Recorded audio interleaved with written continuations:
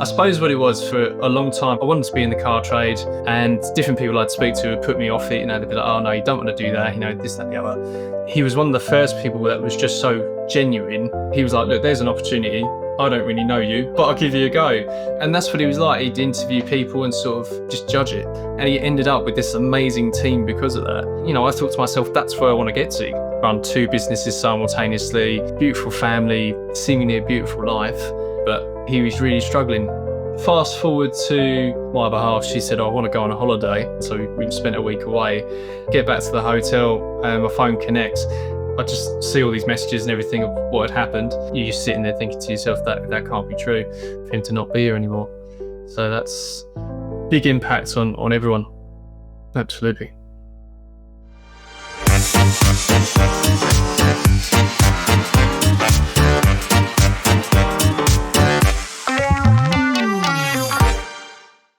Hello everyone and welcome to episode 45 of DealerPod, the podcast where we talk to motor trade industry experts nationwide to find out about their businesses and gain any insights that they may have to help you with your car sales operation. My name is Stephen Douglas, and as always, I'm joined today by Scott Sibley and Martin Carr. Today's podcast is sponsored by Dealerway, the UK's fastest growing platform for motor dealers to trade cars with other like-minded dealers. Now, before we jump in, I'd really appreciate if you could just hit that like button, which should be down there somewhere, and just hit the subscribe button, because it really does help the channel out.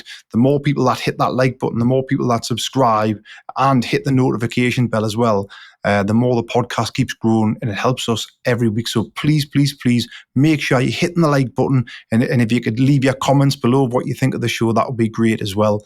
And the notification bell, make sure you never miss an episode. So before we introduce this week's guest, let's do This Week in the Motor Trade. This Week in the Motor Trade, brought to you by AutoGrab.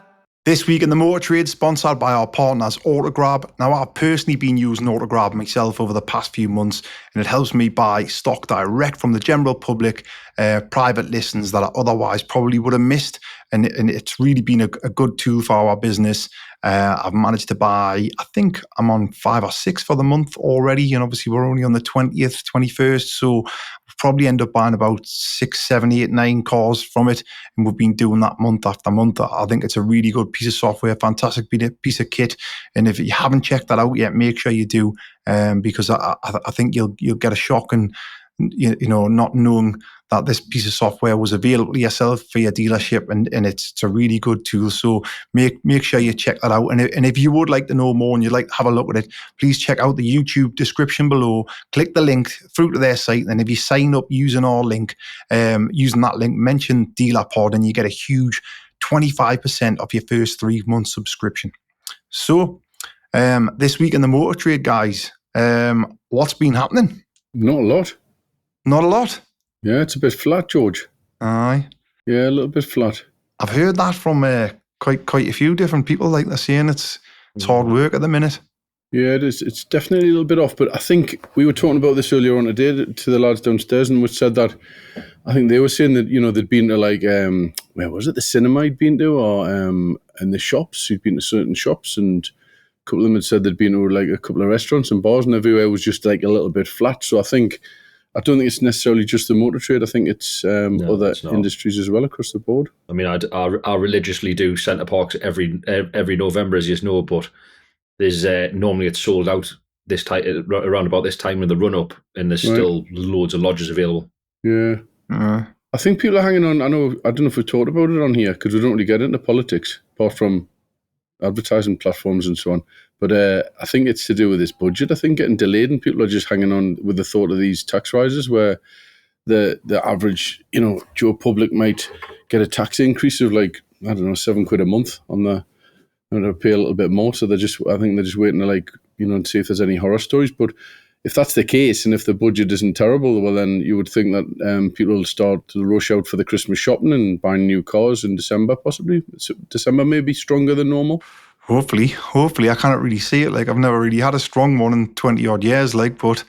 I found over the years they've got better and better Decembers. They used to be terrible, yeah. It's as if the month moved forward, so December was always all right. I think people Christmas shop earlier nowadays. So then when it comes towards December, there's a lot of people done all the Christmas shopping and they're all sorted. So then they're ready to go. There's also the salesman when the person's going around all the different garages and what have you. They get to see the salesman who has switched off because it's December. So the people who haven't switched off tend to do better in December because a lot of dealers have already switched off. Yeah. Sam, one of my lads, Sam, he's having December off. He's having the full month off. He's kept all his holidays all year. He was supposed to be going to Florida and it's cancelled, so he's going to Egypt or somewhere. Well, to be honest with you, I was just going to say that I wish that I could turn everything off for December. You know, just turn all the bills off. Just put a pause button on it. Let all my staff have the month off, obviously unpaid. It's never going to happen. And I wish I could just close shop off for December and I'd go on holiday and then come back in January and would be a much better outcome. COVID-25. We've had a guest on the podcast who does exactly that, including the staff. Who was that again? I don't know, Eric. Oh, was it Eric? He was on it. He has all the Christmas off and then just... So I think he knocks all his cars off, Auto Trader and that as well, and then just tells his full team, they're all off. I couldn't afford to do that. Yeah, he does. He loves it and just comes back in January and stress-free. I bet he does. Bloody bet he does. So he's not being busy then, no? Nothing shifting? I think we're all right. We're probably about 20 cars behind for the month where we need to be. So there's a lot of cars really in it. It is, yeah. And that thing with the bank I had what I mentioned on the last probably 6 podcasts. You've never mentioned it, like. They still haven't paid us, so shout out to Santander. Thanks for that. They still haven't paid our money. So I got an email through the other day saying that it should be happening soon or something. So we're going to hit them with a big bill. Right. Oh, well, that's canny. That may cover the pain from where it's been a bit quieter. So it just keeps the pool on over the winter. Yeah, exactly. The extra price rise it in the gas bill. Well, the solar panels does that now. Martin, remind us on what was that car that I couldn't sell again? I'm forgetting already. C-Max. Behave. The C-Max is sold. Is it? It's gone. Blow? No blow. I think I was telling Martin, I think we made about 900. 723 quid. Oh, was it 700 odd quid? Yeah. Still, it's all right. That's like a normal margin to the normal dealer, you know. It can't be, man. The fact that you're pulling like 3 and 4 grand out of cars on these big finance deals. 700 quid's an ego, like. Yeah. You couldn't open the door for that. To be fair, right? How long you had that car in stock? 200 odd days. Something like that, aye. Right, but then if you accrued, if you say, for instance, you were on Auto Trader, or even if you apportioned some of your marketing spend, because the amount of money you spend on Facebook advertising, if you apportion some of your marketing spend to that, you've probably blew about 500 quid on that car. Probably, aye, but we just average it out over all the cars, don't we? So yeah, that's what I'm saying. I went to the Auto Trader Retailer Awards last week in London, and that was really good. And there was a few people who I've met who've been on the podcast as well. Some people I hadn't who actually keen to come on the podcast, which was good. And they had it at a new location, which was up this big glass tower. And it was a good day, well organised, nice people. Auto Trader, I always think they're all a nice bunch. Did you win? Well, funny you should say that. Well, I know if you won or not. I'm just putting it out there. Yeah, funny you should say that. We won 2 last year. No, I'm not asking about last year. I'm asking about this year. Yes, we won 2 finalist little trophies. 2 finalists for trophies. So no, you didn't. Well, when I got there, I spoke to some people I knew from Auto Trader, and they said, "Oh, you're shortlisted." I said, I didn't even know we're shortlisted. I said, I didn't know. I'd never received anything. I said, we've just turned up. I said, we're just here, you know. So, but I think getting an invite to that, where they talk about the top 1% dealers in the UK, best performing dealers off their data, it's quite an achievement to even get the invite. So that was good. But yeah, we were shortlisted in 2, so we won. We came as like a runner-up, if you like. I've seen the car dealer ones out there today, and you've been shortlisted a couple of there as well. I think we're shortlisted for 3. Yeah, we're car dealer. I would like to go to that one because I think there's a lot of people, especially in that WhatsApp group that we're all in, that I haven't really met in person. I would like to go because I know a lot of them are up for awards, and I would like to go to that one. I would like to go to this other one that would be. Is it the EM? Motor Trader Industry Awards? Yeah. Is that so? Just to put people in the picture, we've actually been nominated for 2 awards, Dealerway. But Scott had already had a table, or he'd wormed his way in with some company or other for a freebie, a table for Redgate Lodge. And obviously he's taken, who are you taking with you? Peter, from Redgate Lodge with him. So upon hearing that we've been nominated for these awards, I thought, oh great, yep, champion, I'm going to go to that. And then I thought, well, hold on, Scott's not even going to be on my table here. I looked into it, and obviously it's £400 for a ticket, and then you've got to buy a tux. So that's another £300 because I haven't got a tux. I've never wore a tux in my life. And then getting from Newcastle. Can I just say you'd look very good in a tux? Well, it goes without saying. Yeah. Then you're talking the thick end of over £1,000 to go. Yeah. And then I thought to myself, I'll tell you what I'll do. I'll get, because obviously me and Scott business partners, and we're in Dealerway together. I'll just message Scott and say, well, you need to tell Peter that he can't go, so I can get on this table for nothing. So, oh no, I can't do that. So hold on. We've been in this together now for what, 2.5 years. We've done all the DealerPods together, and then you're taking. We've been nominated for first awards, and then you're taking someone else that's going to cost me the thick end of $1,000 to go. Can I just say though, I didn't actually worm. I was invited. No, I don't believe that. And Peter was invited directly as well. We both got the individual invite emails. To be fair, I think what we need to do is set a GoFundMe up. We need to set a GoFundMe up. To be fair, yeah, get a GoFundMe. or if any potential motor trade industry person is looking to give out free tickets to their table, I'm here. And we'll give you a big shout out on the DealerPod. I was just checking the nomination Please reach out. List there, and where everybody's nominated, you got the sponsors next to each one. Yeah. So a little shout out to iVendy. We're available. Northridge Finance, we're available. Dealer Kit, we're available. We've got Ian from Dealer Kit coming on next week. So I'm going to hammer Ian to see if I can get on Ian's table, because we're paupers, us, we can't afford our own table. I know that's not the yet. thing. Yeah, not yet. Actually, I think out of them all, I must shout out to Car Dealer Magazine, James Baggett. His is the best value for money out of them all, because the table's about £2,700 for 10 people, and you can have as much beer and wine all night long, as much as you can drink, even though I don't really see loads of people getting particularly pissed. But when it's free, I think you don't seem to drink as much. I'm surprised you can't see them because you've got your eyes closed. You say that, but I was actually invited by a new startup finance company at the weekend to Wembley to go and watch the NFL. Obviously, I've just come back and I was away with my sales manager Rob, and it was very nice, very posh. We're in the Bobby Moore suite, which is apparently the best one. Mint seats on the halfway line. Obviously, the NFL, I kind of get away with that. It's boring. Totally not my bag. Went on for about 4 hours of the game. God knows what was going on. Didn't even know who was playing. But we got free drink and free food, and I made a good advantage of that. That was good. That's good. So shout out to Finclusion and Chris for that. Thanks very much. It was really good. We got last year as well, just a little shout out to Howden's. There was a big Magnum bottle of champagne arrived on my table. Be here all day getting your freebies. No, it was a big bottle of Magnum champagne came to the table, and I was thinking, who sent that? And I didn't realise who'd sent it, so I drank it. And then I was checking my WhatsApp, so at the end of the night, and there was a message saying, did you enjoy the champagne? So Howden's were available as well. Right. In today's competitive used car market, staying ahead means finding the right stock at the right price every time. I use AutoGrab to do exactly that. With endless listings and constant market shifts, it's tough to know what's worth chasing, but AutoGrab cuts through the noise.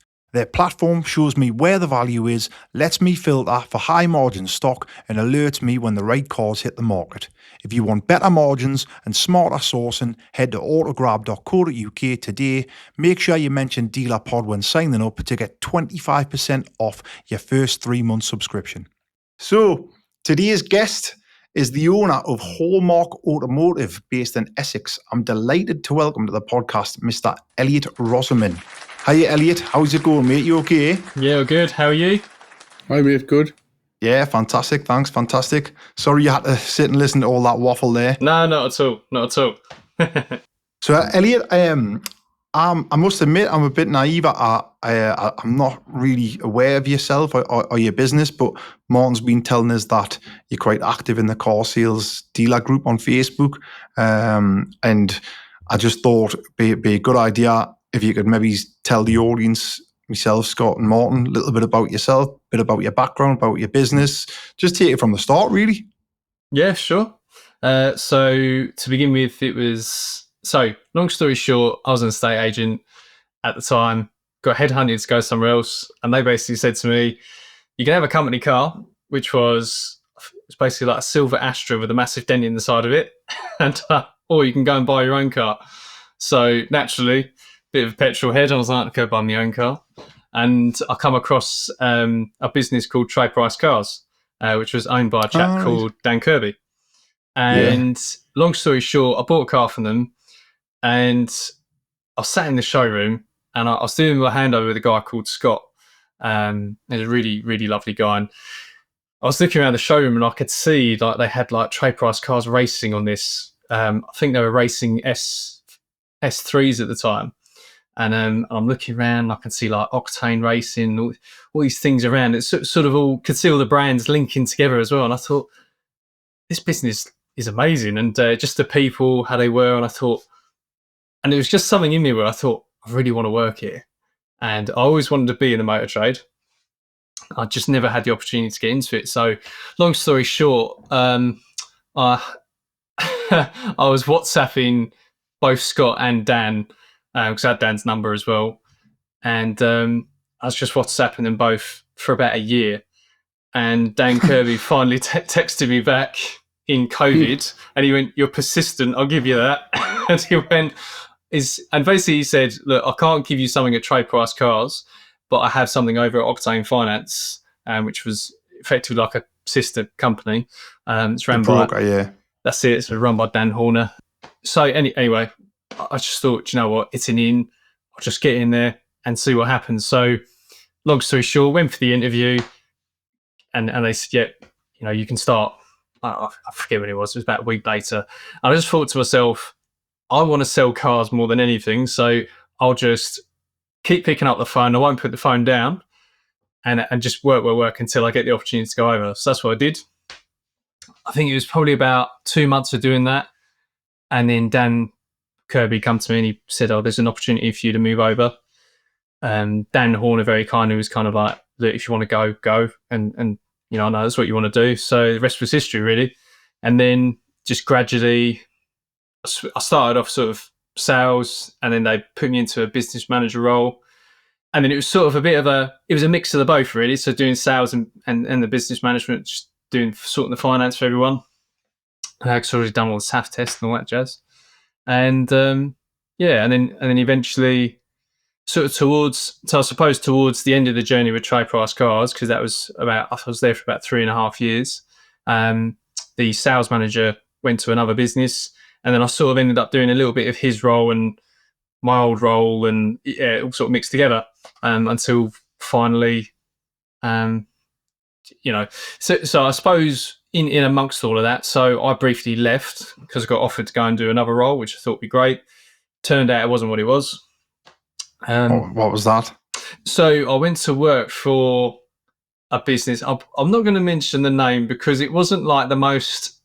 I think that for the guy that owned the business, he was saying that he wanted to grow the forecourt, and that wasn't his priority. He also had a service garage.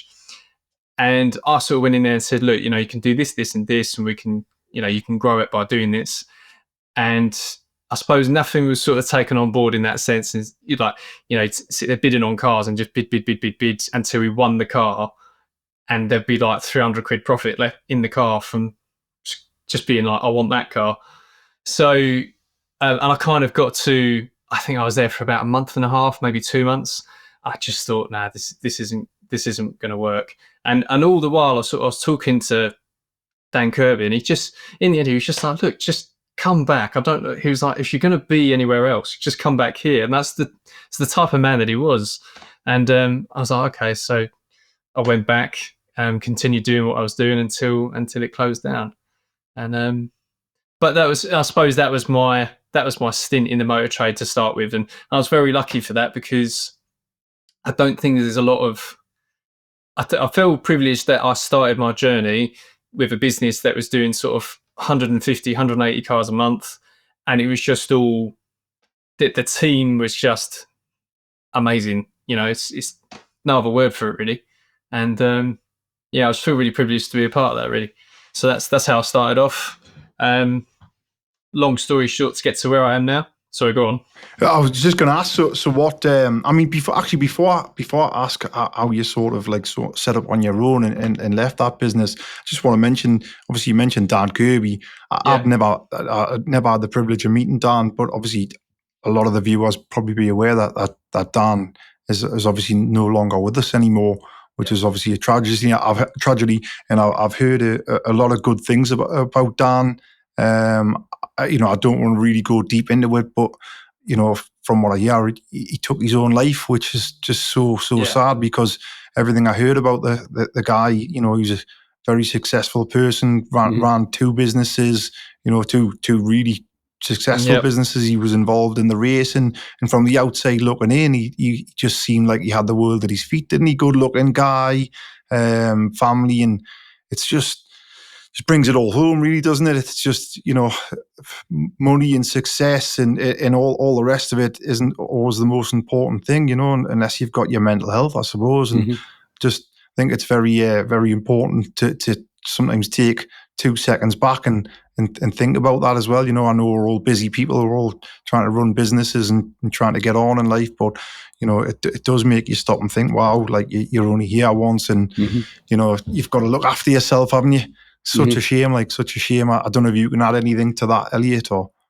So to me, it's I find it difficult to talk about. So I can get quite emotional about it, but he meant a lot to me, and I suppose what it was for a long time before Trade Price Cars, I was always felt a little bit lost in terms of what's my purpose, because I suppose I wanted to be in the car trade. And different people I'd speak to would put me off it. They'd be like, "Oh no, you don't want to do that." This, that, the other. And when you're younger, you're a bit naive, and you sort of take people's words for it, and you don't necessarily always have that support behind it to be like, "Look, just go and do it." And it was talking to Dan where he was just like, and it's difficult for me to, as one person, to tell you what he was all about, because his network of friends is just so vast, and people would tell all these different amazing things that he would do for people. But he was just he was probably one of the first people I met where I'd come across other successful people in life. He was one of the first people that was just so genuine, and he was always doing sort of acts of kindness for people, and I hadn't come across enough people at that point who were genuinely like that. And I suppose where do I go with this? For me, he just meant so much that he was like, "Look, there's an opportunity. I don't really know you. Other than that, you persistently texted me for a year," and he was like, "But I'll give you a go."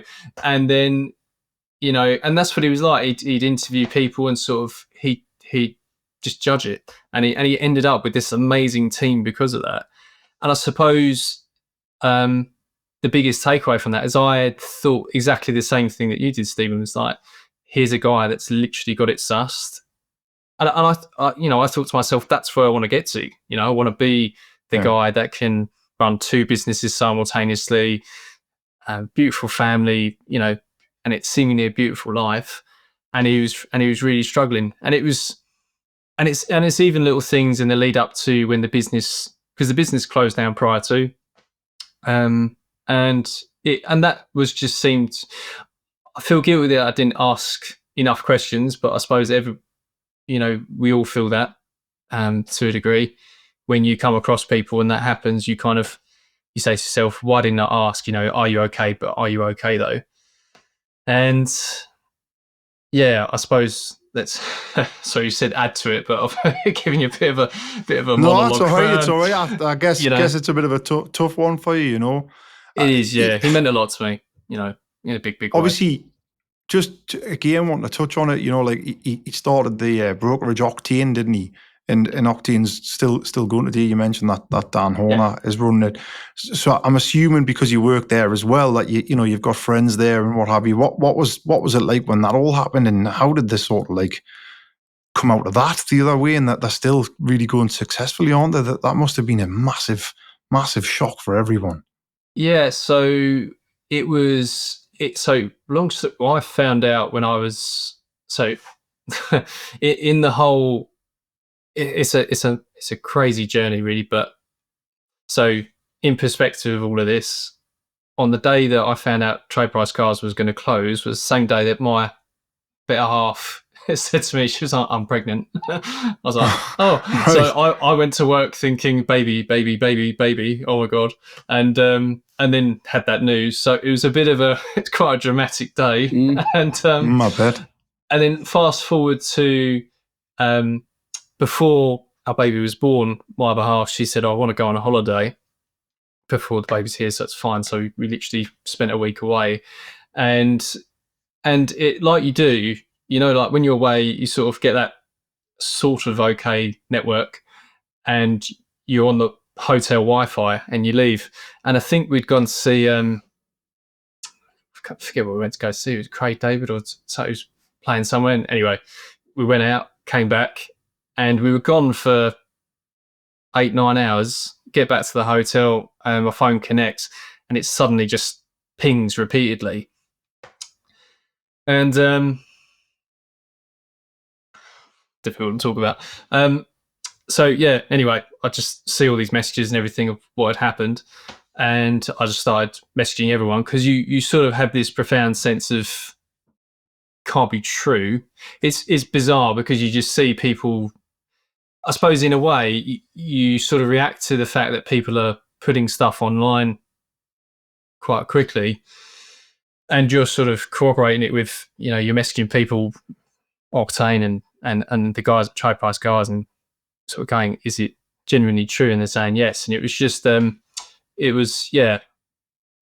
And I suppose I was in denial for a good 24 hours, just sort of thinking, this is, that I didn't go to, I think it was quite late at that point when I was messaging everyone, and just literally was awake the entire night, because it's just, you're just sitting there thinking to yourself that can't be true.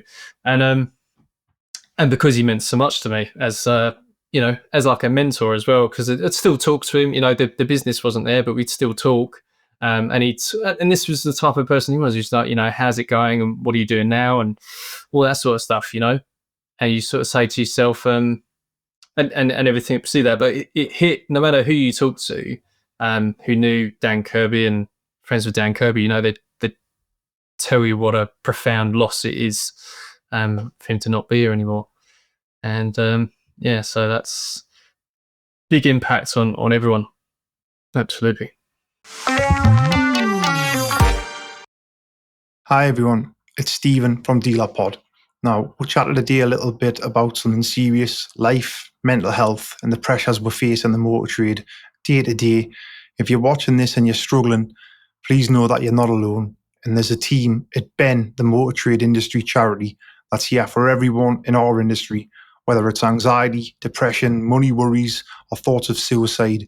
You don't have to carry it by yourself. So please reach out, give them a call on 080 81 311 333 or visit ben.org.uk, and it could make all the difference. Take care of yourself, take care of each other, and back the show.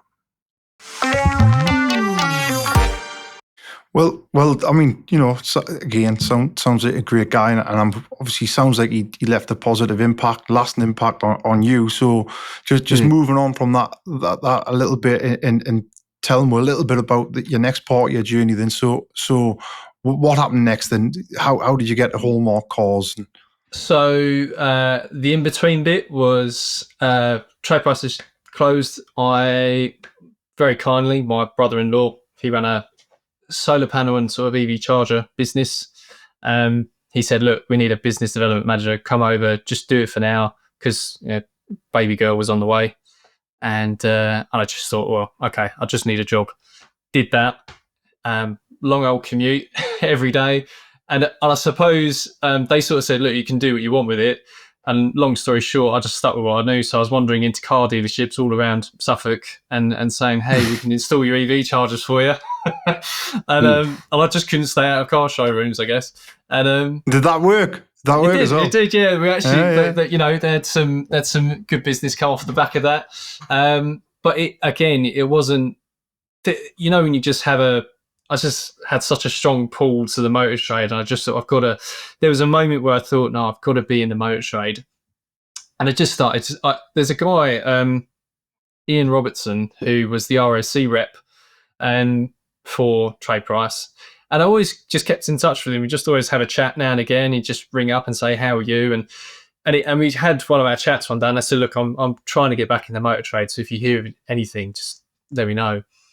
And it's funny how life comes around sometimes. A chap who used to work at Trade Price Cars and left, and he'd gone and worked for a couple of businesses, and then he started up on his own. He was looking for someone.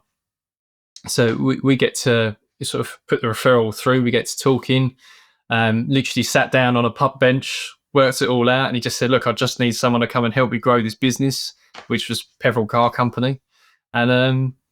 And so we over in Hatfield, Peveril, and we just and it was brilliant, really, because that for me was sort of a journey. I was there for a year and a half, and it was just a journey of being like, you can do it, you can do this yourself.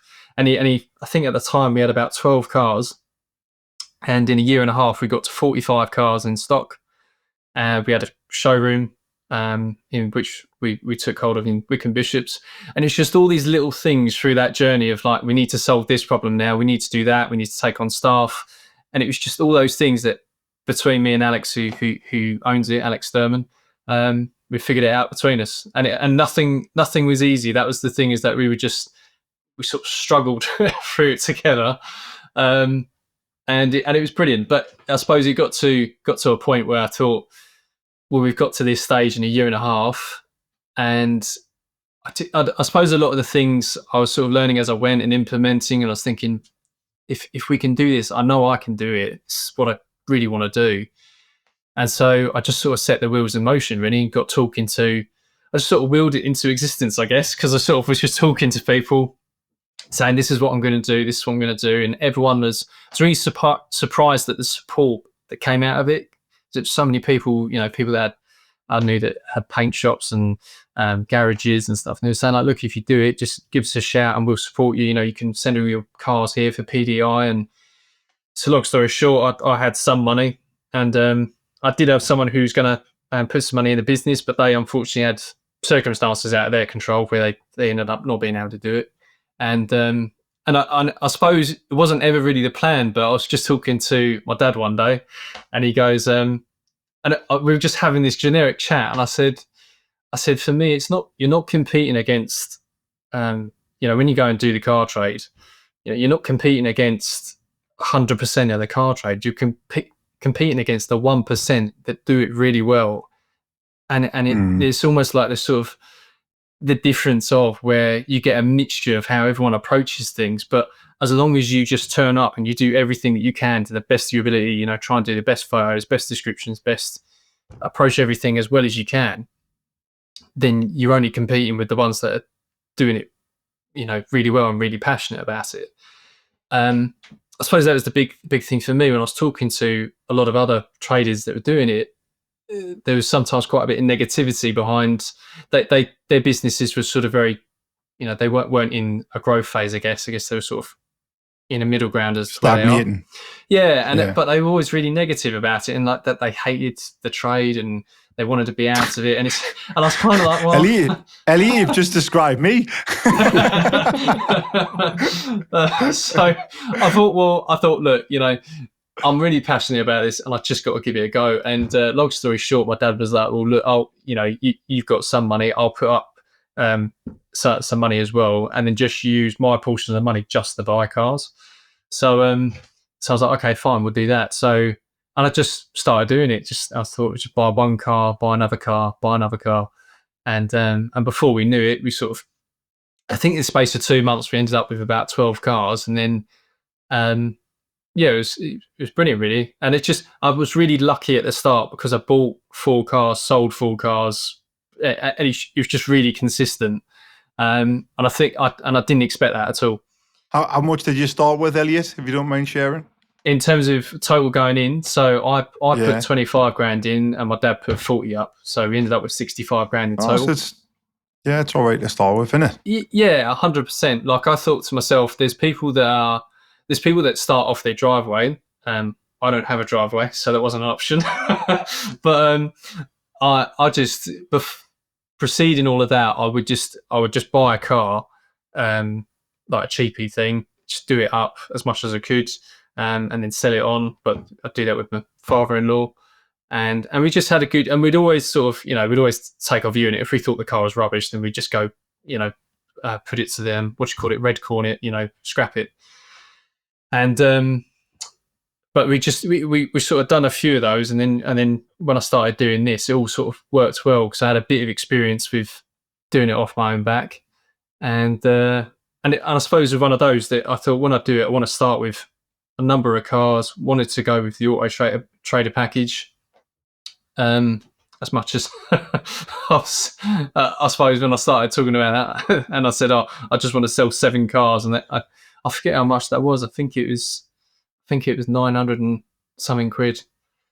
And I was sitting there thinking to myself, like, it's really, you get this moment where it feels really chicken and egg, because you sort of think, well, I've got to take the plunge and I've got to pay this money and hope that the cars I bought will sell.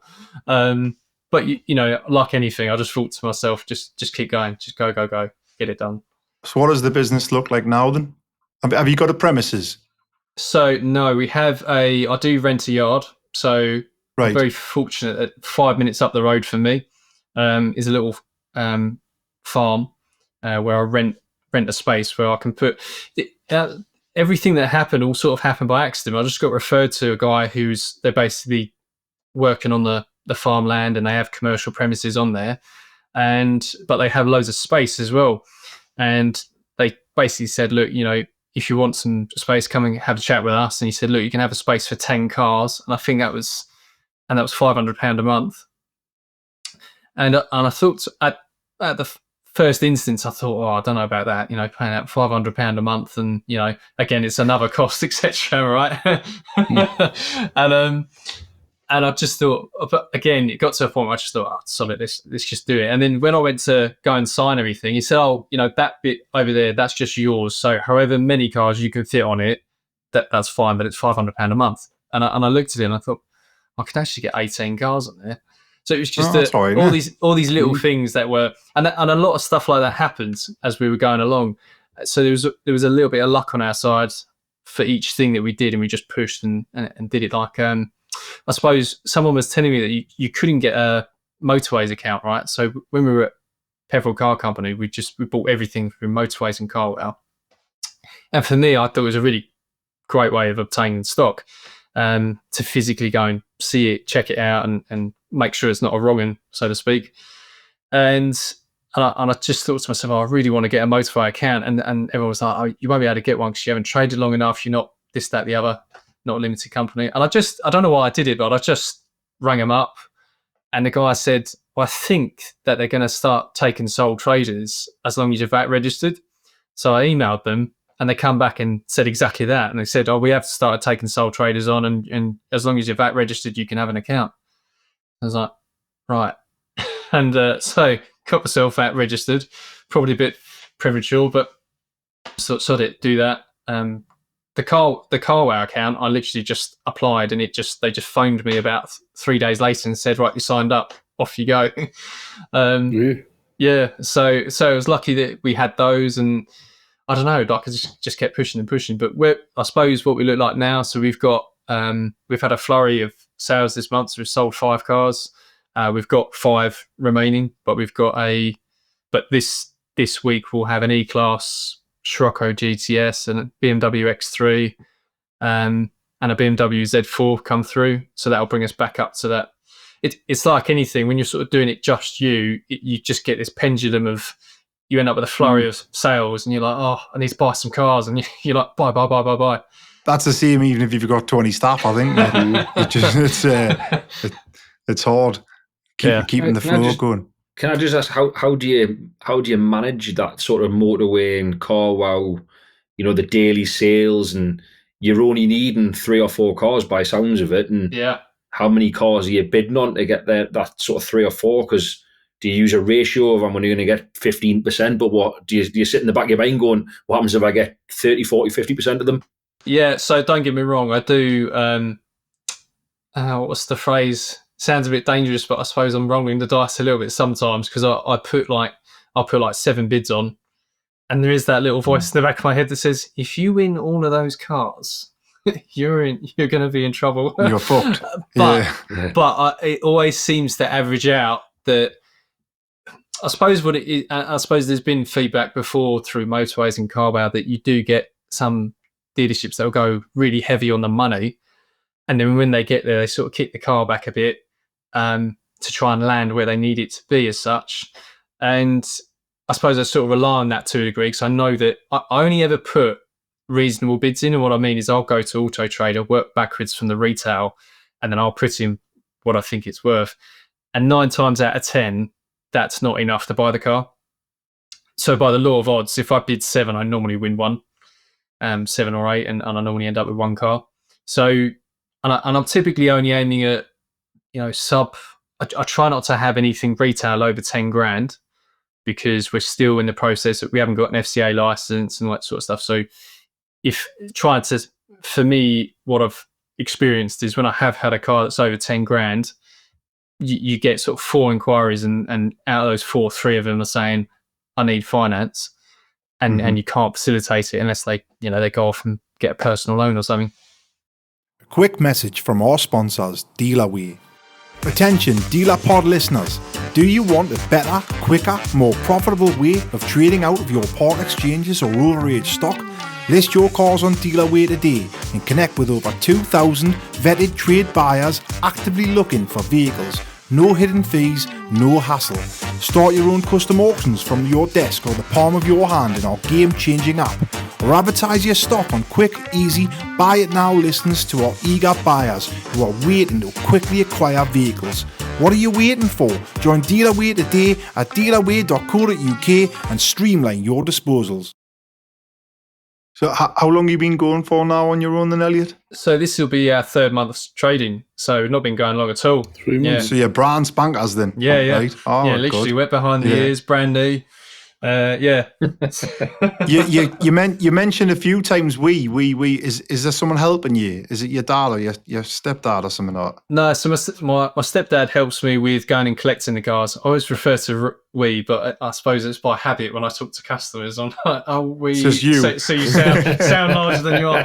Sound bigger. Yeah, exactly. But no, it's just me. But my stepdad sort of jumps in and father-in-law rather, not stepdad, jumps in and sort of he'll just take me to wherever I need to go and pick up cars. So I just pay him fuel and a day wage, and we do it that way. So, and it's nice in a way because he's quite he's really he's much more mechanically minded than I am. So it'll be little things where he sort of goes, oh, that noise will probably be this and it could be that. And so it is a big help when you're going to pick up a car. I do only bid on stuff that I know. So when I sort of get you sort of say to yourself, well, I know that the common issues with this car are this, and this. So those are pretty much the only cars I'm bidding on. So makes sense. Yeah.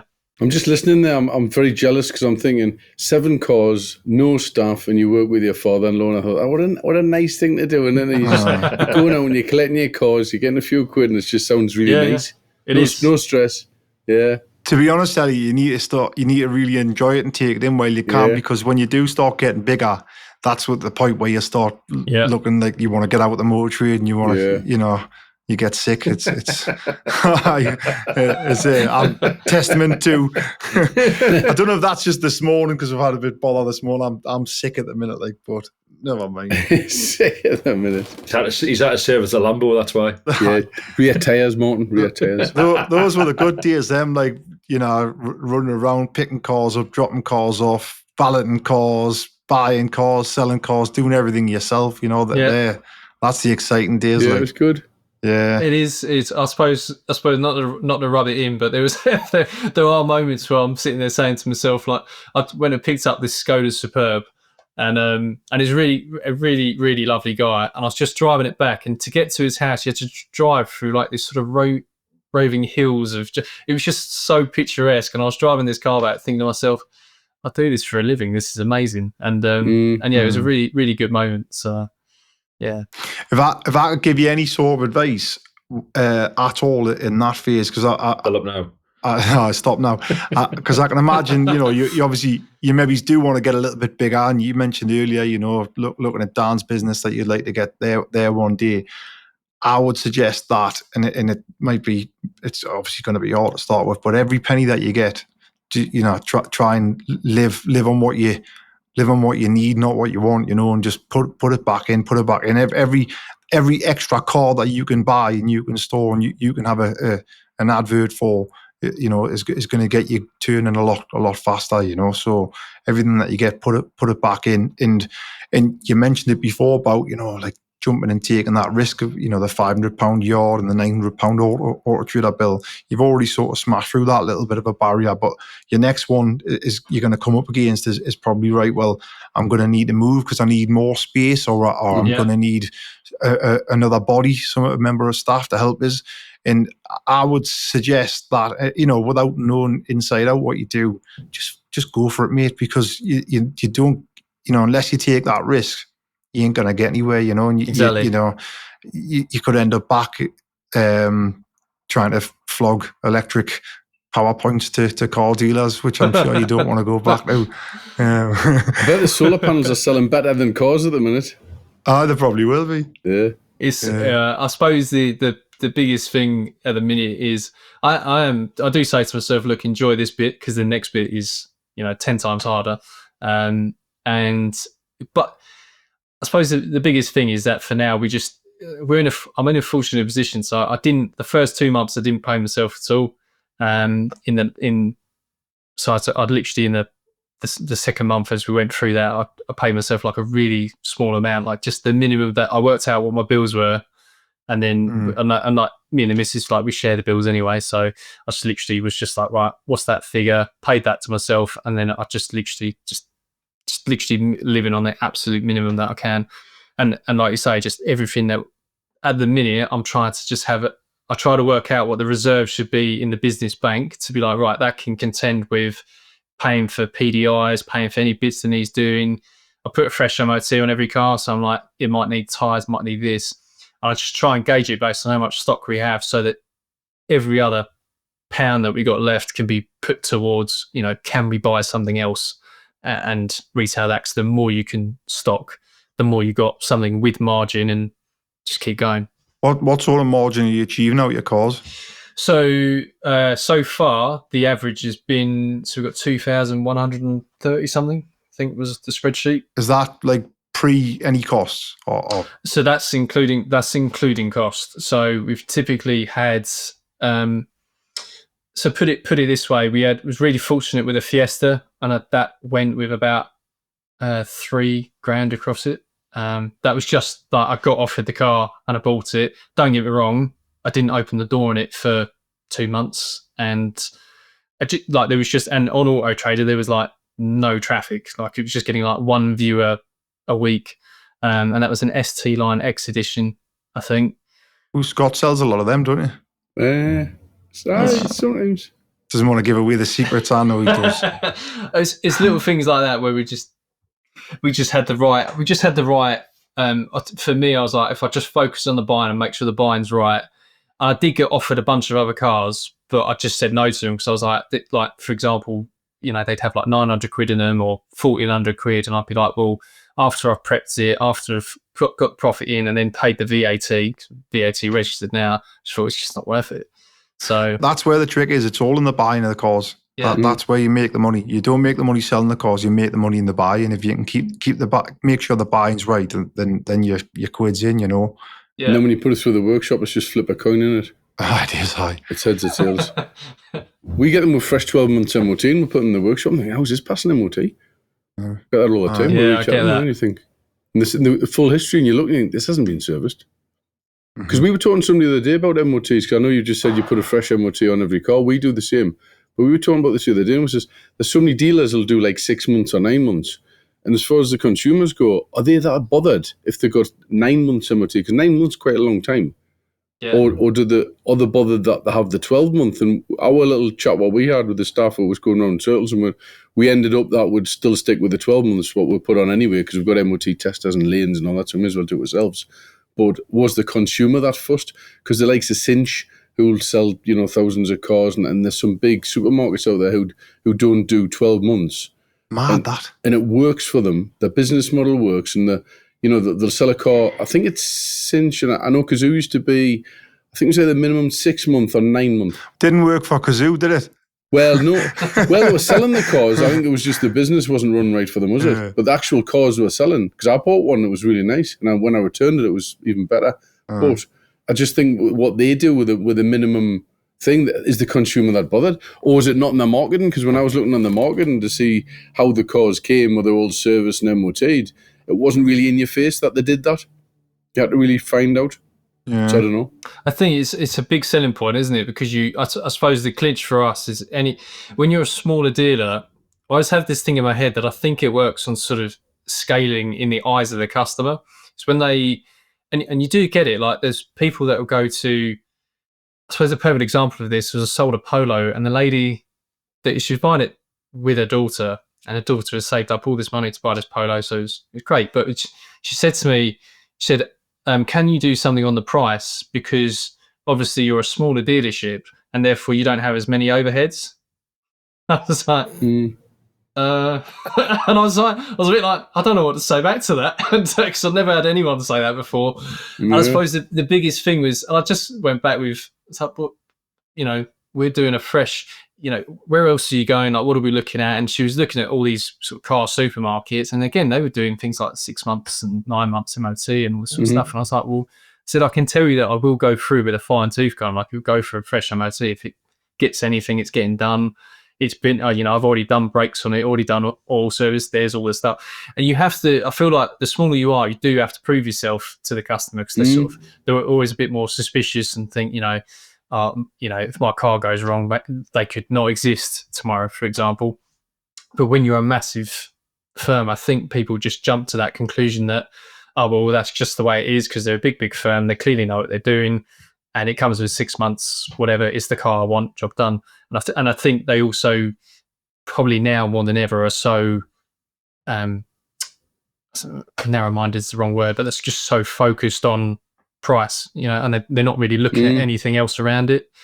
That's the battle, trying to get that into the customer, where you say you're prepping the cars properly, and that you're using good quality parts and the top quality oil and all these things, and putting that on the website, and some people just read past it. So it's down to the sales exec to try and really get that message across. There's a dealer near us who, a very successful dealer, and they spend as little as they can on a car when it comes to prep.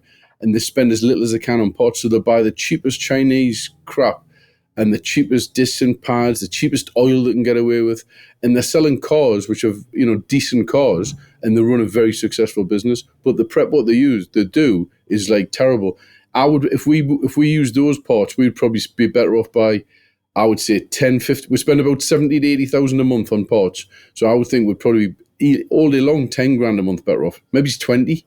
But because we put the better parts on, that's the difference, But we're trying to get that into the customer. So who's doing it wrong then, Scott?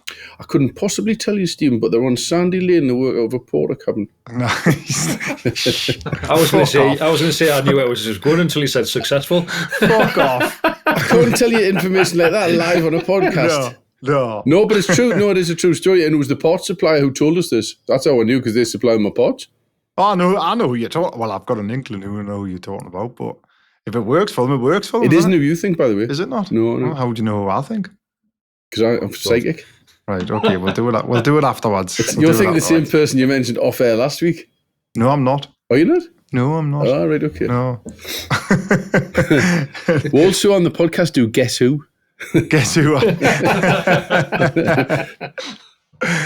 So Elliot, yeah, I mean, obviously you've been in the trade a while now, but really sort of just finding your roots on your own.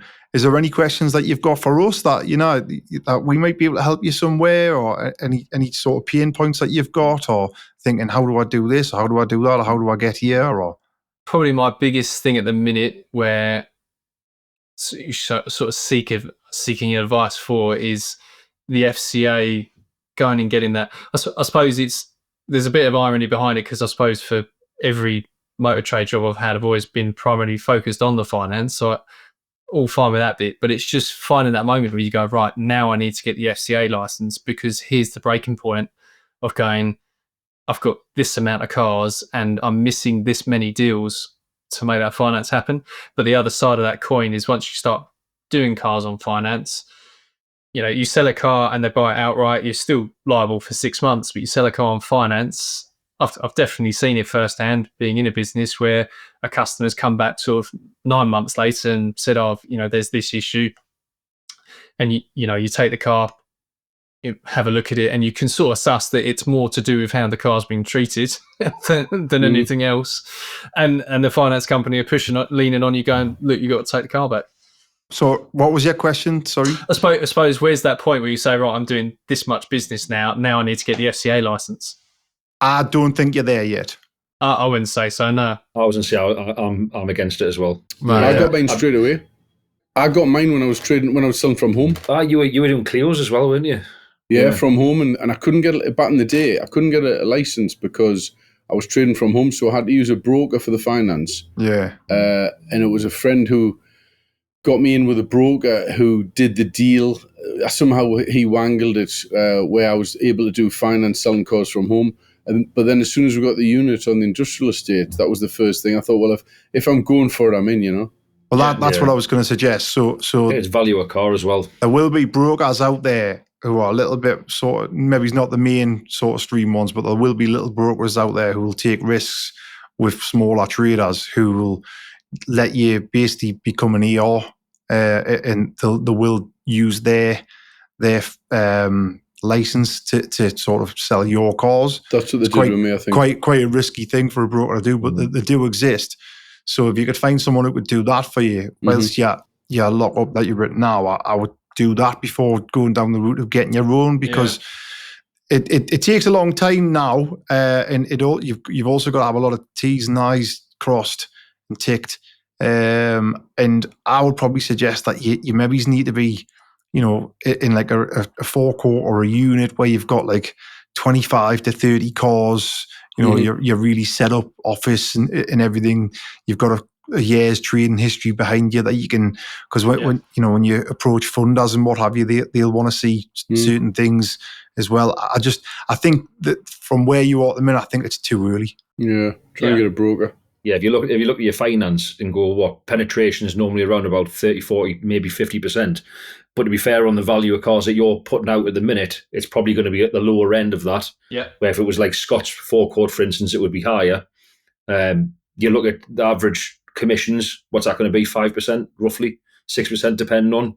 So the value on that stock that you've got at the moment at 30% penetration, then you've got your FCA fees. Is the money that's going to be pulled in going to outweigh that? Probably not. Yeah. Mm-hmm. Yeah, that makes sense. Yeah. Yeah, that's sort of it. I suppose that's been the biggest thing on my mind is I'm always thinking about it, because I do get ahead of myself, and I'm thinking, 5 years from now, this is what the business is going to look like. Trying to will it into existence again. But that's good. There are these little things where I say to myself, well, if we do this, then you do have these other problems that you're going to have to contend with. This is probably better if you do this when you've got a team with you to sort of create a bit of a support network so you can deal with those things. Because I suppose in the business I was in before, Pebble Cars, it was one of those things that Alex was sort of talking to me about and saying that, you end up with this pendulum of, you sell a flurry of cars and you got to go and get these cars and you're dealing with all of that. And then it just takes one customer to message you and say, hey, look, I've got a problem and I need it sorting.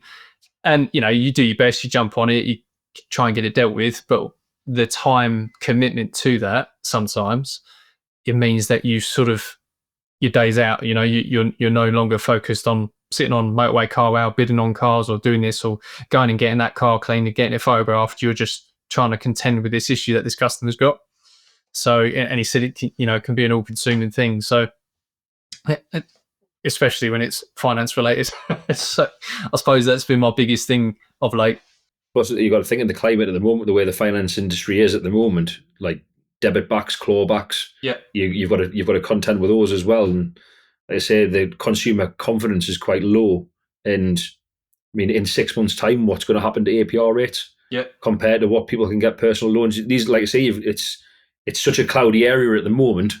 And I think there's still a lot to come out of what happened with closing Motor Nova and things as well. So still that.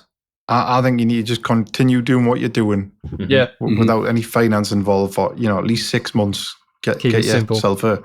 Keep it simple. Yeah. Keep the sales going. Build the foundations. Just, if you can just target yourself on, how many cars did you sell last month? So the month prior, we sold 3 cars, and we sold 2 those. So of those 3, we sold 2 in the last week. And I just managed to get them delivered. Squeaky so bum that was not pleasant. So that was September. Yes. Yeah. So October, what you on now? So we sold 5, and so you've already smashed that. Yeah, we've got 2 appointments this week. And there's 10 days to go. Yeah, so we've got 2 appointments this week. They both sound pretty keen on it. So one on the Superb, one on the C-Class, and fortunately they're both people looking to buy outright. So fingers crossed we can get those through. We've been pretty fortunate in the sense of the people that have come and seen cars. I had one guy who didn't buy an A4 event because he was just a bit older than what he was there for. And then I had one guy who didn't buy a 1 Series. And I think that's literally we've been pretty, definitely not down to my sales ability to say that. But it's just that the people, we've been really fortunate. The people that have been on those cars, they come in, they've already kind of done all their homework and stuff, and they're like, this is the car that I want. Why did the guy not buy the BMW? So, because he was asking me, right? So it was a 118D, and it was a 14 plate, and it was just one of the last of where they had those N47 engines. Mm-hmm. And he just had this thing in his head about the timing chain. And I said to him, I was like, look, if it's symptomatic, then it's a problem, but you can hear it's fine. And I actually ended up ringing up, I forget which BMW dealership it was, but I just ended up ringing them up and saying, look, can you just sanity check my thinking here? And they said, no, you're right. If it's symptomatic, sort it. If not, don't touch it. So I was like, okay. And it was a lovely car, like full service history, everything. But this guy just had it in his head that the timing chain was going to be a problem, so he didn't buy it. That's just that. Would it not have been worth you taking the hit and doing it to get the deal on? If you've got $2,000 in them? So that one I think it had about 2. So the thing was that I also had another appointment 2 days later on it. So I just kind of thought to myself, look, I'll let the guy go because the chances are, it did get, that 1 Series did get quite a bit of inquiry on it. And I just thought, I'll let it go. Are you sold it yet?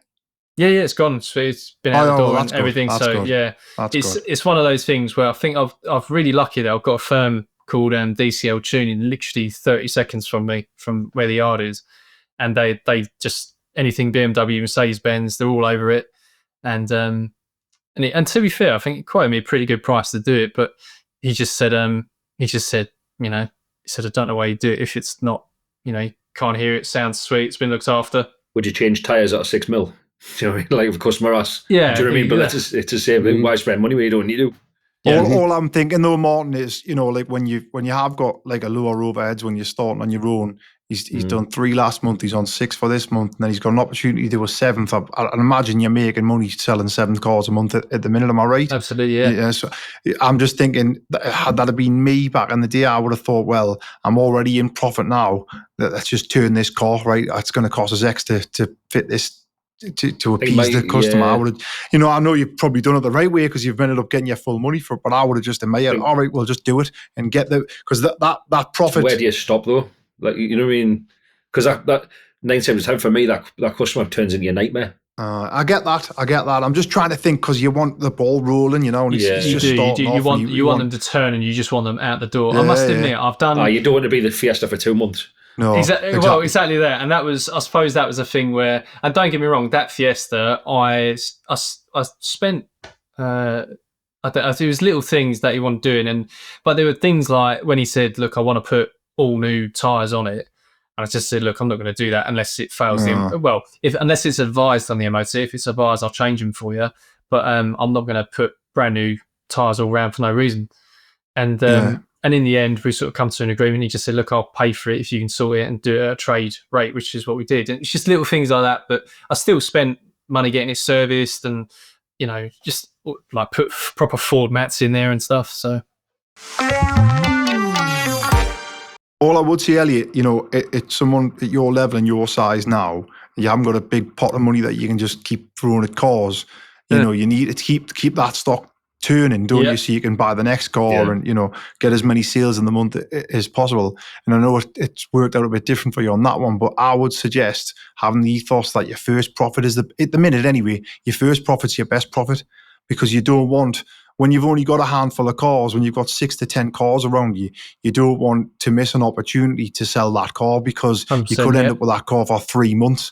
Whereas, when you're in Scott's position and he's got 300 cars, he's all right to have a few cars sit around for a while, because he's got another 289 of them that he can keep the wheels turning, but you can't do that at the moment. So I would just suggest, especially when you've already been halfway through a month where you've got some money and you know that you're turning a profit, just take the money, just get rid of the car, just keep going again, because car's a car. You can buy the car 10 times over. Do you know what I mean? Get the wheels turning. I must admit, so I have someone who he mentors me from a guy called Sandy, who's he's brilliant. He used to work at Trade Price Cars and as a sales manager, and he's always, I suppose he explained it to me when I was at Trade Price Cars, and he said, you've got an amount of spaces on your forecourt, and that space needs to turn as many times as you can make it turn in that year. Mm-hmm. It's not about what's in it or anything like that. It's just about, can you get the deal done? Yes. What do you need to do to make that happen? Is it reasonable? And get it gone, because it just needs to turn. Because if that car sits there for 365 days and you sell it once, and you've made, but by that point it's probably depreciated and there's all these other things. You've got to spend probably a bit more on it because it's maybe sat there. It means that if that space had turned 4 or 5 times in a year, it's made you X amount of profit, which is considerably more. If you had a car park that you were renting out and you had 10 spaces in your car park, right, and you could charge someone £100 to park the car there for the month, or you could charge people £10 a day to park there every day, which one would you rather have? Yeah, 100%. Yeah. We on our site, we expanded like the rear yard and the sales pitch and put more spaces in for retail.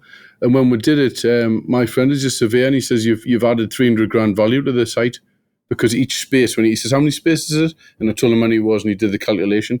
So when it comes to the property side of it, you increase value, which I didn't realise. I think he's not up to that point yet, Scott. I think he needs to shift the cars before he starts buying the land. No, I'm just talking about spaces. When you have a value on a space, this is what happens when you get to this level. You see, you just think in a totally different direction. I was actually going to say, as well, Elliot, when I started selling cars from home, I used to stock 7, similar to you. I had a full-time job. I did 60 hours a week in my full-time job, and I used to sell about 2 or 3 cars a week. And I didn't leave my full-time job until I got enough money coming in from the car game to actually make that jump. I can't imagine you doing 60 hours. I used to do more. If you had a flat spot and you couldn't pay your bills, then you had problems, didn't you? So I'm quite fortunate in the other thing I do, along with my father-in-law, is I just do like it's a random thing, but basically through leaving Trade Price Cars and there's sort of this in-between spot of me starting the other job, I was like, I need to pay some bills. So I just started doing scaffold shelves, and then people were asking me for tables and different furniture, all sorts of different things. And so I was like, sod it, I'll do it. And I just kept on saying yes.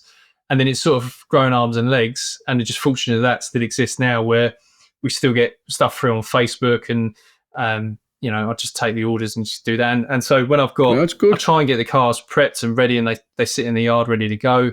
And once I've sort of got to that, I'll make sure that of an evening I'm sitting there bidding on cars and stuff, but all the other in-between space, I'm just trying to maximise my time against money, so that I'm just constantly keeping everything turning. So that way, so that at least that income can subsidise me having to pay myself, so that the business, if I can get to the end of the month, and we might have, even if we sold 7-8 cars, I'd rather that all the profit, the net profit, goes back in, buys more cars, because then your next month could be more powerful.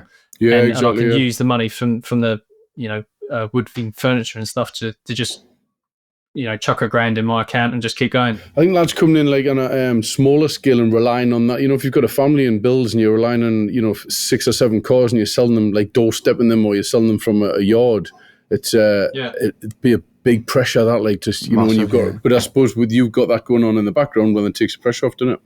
Yeah, I suppose things like December and stuff when it tapers. So same in December time when it tapers off as well. Especially you sort of sit there and say to yourself, if you end up in December, which is arguably one of the most expensive months personally, and it's normally one of the quietest in the trade, you could put yourself in a real pickle. Yeah, exactly. Yeah. What I was going to get to earlier, Elliot, when I asked you how many cars you sold last month, and you said 3, and then you've said you've done 6 so far this month, judging by, you've got a couple more appointments and we're only on the 21st. Hopefully you're going to get to 10. Hopefully, fingers crossed for you. That'd be nice. No, well, you get to 10 cars this month, and then you think, right, I've done 10 cars this month. Let's do 11 cars next month. And just try and, if you can get to 12 months' time and you've done 11 cars, and the next month you've done 12 cars, probably take December out of the equation, because December is probably going to be an outlier. If you can grow them sales by 1 car a month in 12 months' time, you're doing 20, 22 cars a month. At that point, you think, well, actually, right, now I need to maybe get a bit of a bigger premises or whatever, and that's when you get the wheels turning even more so. But like I say, I would definitely live by the mantra at your point, like your first profit is your best profit. And also, I would say you might only get one opportunity to sell someone a car when they come out, and I would just say make sure your cars are prepped within an inch of their life. Yeah. You want that person to have no. That's why I asked you the question about why did he not buy the one series, which came out with off the off the wall answer a little bit about the timing chain. But don't give the customer any excuse not to buy the car. Do you know what I mean? Yeah, so when they come in, I'm really fortunate that I've got a mobile wheel repair guy called Steve, who runs a firm called Webb's Wheels, and he's brilliant. He can do diamond cuts and do whatever. If they're silver and they need to go to black or whatever it is, it can be done. And then we've also got a paint guy that I've formed a relationship over the last sort of 2 years with, and he's brilliant. And he's also mobile, so he comes to me. And then, anything else like that, I've got a dent man that comes weekly, and it's just all those little things where you've just got the routine days and try and get the stock to come in at the beginning of the week or the end of the week, so that they feed into sort of Monday, Tuesday, ready to have that prep process that when the customer comes out, once I've done all of that, I'll then go around it and just mop and polish it and just try and make it look as immaculate as I can get it. I valet them all myself as well. So I'll valet them. I do like a deep clean to begin with, and then they'll go in the yard. They do get a bit dusty in the yard, so if we get an appointment, it goes off to the valeters over at the golf course, and they're really good down there. They're really thorough, and it just gets a quick valet done, and then it is off to the customer. So at least when they see it, again, sort of you got that one opportunity to get it out the door. So at least when they see it, they get a good first impression. Is there anything prep-wise or anything like sort of getting the car ready for sale that you're missing? Is there any sort of contacts that you need that you could do with in your area? I'm just thinking we could shout someone out there, if you need if you need a new valve, or if you need a new paint or whatever, anyone in the Essex area could help Elliot out. Give him a shout, leave a comment, I suppose at the minute, I guess no, but do you know what it is? It's when you come up against the problems, when you think, I suppose a big one, sold an A4 last week, and the guy was like, can I have a front facing, rear facing camera fitted? And I just always have this thing where I'm like, I just say yes. I'm like, oh yeah, no, I can sort that for you. And I'm there, and I did actually have someone had mentioned it before, and so I looked him up, and I just sort of recorded it, and then found the business and clicked it, spoke to him, got it done, and he was really helpful. And it's just little things like that when you come across the challenges, when you go, oh, I haven't got a person who can do that. Mm-hmm. So I'm sure I'll think of people. What you've just said there is good, because as you become a bigger business, you probably wouldn't get involved in doing that, but there'll not be many people who will get involved doing that. And the fact that you've done it maybe was what sold you the car. So keep doing that as much as you can, going above and beyond for your customers, especially at the start, is a big thing. We do, incidentally, on that one, we've got not a contract, but a connection with a Road Angel, I think it's Road Angel. And we can either fit the cameras or they send somebody out to fit them for you. Mm-hmm. So if you speak to them... I've heard good things about Road Angel as well, yeah. And they do a specific camera for the trade, which isn't available in the likes of Halfords, well, like a normal consumer can buy off the shelf. And the margins are all right. You can get, we do quite a few front cameras, and then you do the front and rear. But as I say, they'll send somebody out and they'll fit it on your premises. You just need to speak to them. Do you charge on top of that, Scott, for because I suppose this time round, because I just wanted to get the deal done for the guy, I just done it at cost. So I found out what he was charging me, and I said, look, I sent him the text forward and said, this is what he's charging me, and just went with that. Well, we fit them ourselves. We'll pay for the camera and we'll market it at like, I can't remember how much it is, like maybe it's like $199 or whatever. It's very similar price to Halfords. So it's just more of a service for the customer, but we might make 50 quid or something, or 60 quid. Yeah, nice. There's not like a load of... There's probably more hassle because you've got to get it put through the workshop and the tech's got to fit it all and all that. So for what profits in it, it's not a lot. It's more a service for the customer, what we would offer, I suppose. Are you on Dealerway yet, Elliot? Yeah, so I'm on the platform, and I must admit I haven't bought anything yet. I did. I think I had a little go with it. Scrap the podcast. So I'll leave now. I did have a little go on a 420D Cabriolet, but I wasn't successful. But I suppose now I jump across motorways, Carwow, and I'm always checking on Dealerway. I suppose the only thing of late is that when I look at the stuff because I always do it by distance and have a little look, there's I do come across a lot of commercial stuff, and I do think, I'm like, oh, maybe I'll give that a go. But I know it's a completely different thing, and I'm like, I don't know enough about it, so I'm going to leave it. Stick to what you know for now. Yeah, exactly. Yeah. So our commercial is a different animal, that like. Yeah, it's I take my hat off to the people that do it, because they fundamentally have to understand what it is that they're buying. I think I bought when I was working at the business before, I convinced Alex to buy this Transit Custom that got offered to us. And I just sort of thought, well, look, on Auto Trader, they're selling for this. We can buy it for that. There's margin in it. Let's do it. And it was a really clean van. And but it was a Transit Custom, but it was a 280 or a 270 or something. And I think that's to do with the weight limit or something that it can. I forget. But anyway, long story short, it was turned out it was just not desirable at all, and I think it sat in stock for about 4 months before it actually went out the door. So don't get involved in anything you don't know about. Just stick to what you know for now. Yeah, exactly. But yeah, in short, haven't bought anything on Dealerway yet, but I do keep looking. Oh, make sure you keep looking, because there's more and more going on all the time. Yeah, I'm putting 5 on today. I put 2 on. I've got another 3 to list. Yeah, and mine are quality. This is good for, I always say when we get dealers on who are using the platform as well, it's good for them because, if you are trading with other dealers, and, it's always a thing when you're trading with a dealer who you don't know, you can go on the podcast and you can get to know the dealer before you do a deal with them, so this will help anyone that's going to buy or sell a car with, you'll be able to come on here and watch and see that you're actually all right, so. Yeah, exactly. Brilliant. But anyways, Elliot, time's running a little bit slim at the moment, so I think we're going to end it there. I'd just like to thank you for coming on. I really appreciate your time. It's been nice hearing about you and meeting you and speaking to you, and I wish you all the success with it. And I hope those 6 sales turn into 10 for the end of the month, and I hope next month you do 11. And be nice to hear back from you in 6 months' time. See how you're getting on. See how we're getting on. Yeah, 100%. No, thanks for having me. Appreciate it. But listen, don't be a stranger, and appreciate your time, mate. It's been good. For everyone else, really appreciate you sticking around with us. Please remember to like and subscribe. Please remember to check out Dealerway, www.dealerway.co.uk. Plenty of trade cars going on there, and if you need to put any of your part exchanges on there that you want to get rid of, please give it a try. I think next week we've got Ian from Dealer Kit who's due on to talk to him a bit about himself and a little bit about the Dealer Kit platform, which I know a lot of people are interested in at the moment. And we'll see you then. Cheers, everyone. Thanks. See you next time. Bye. Cheers. See ya.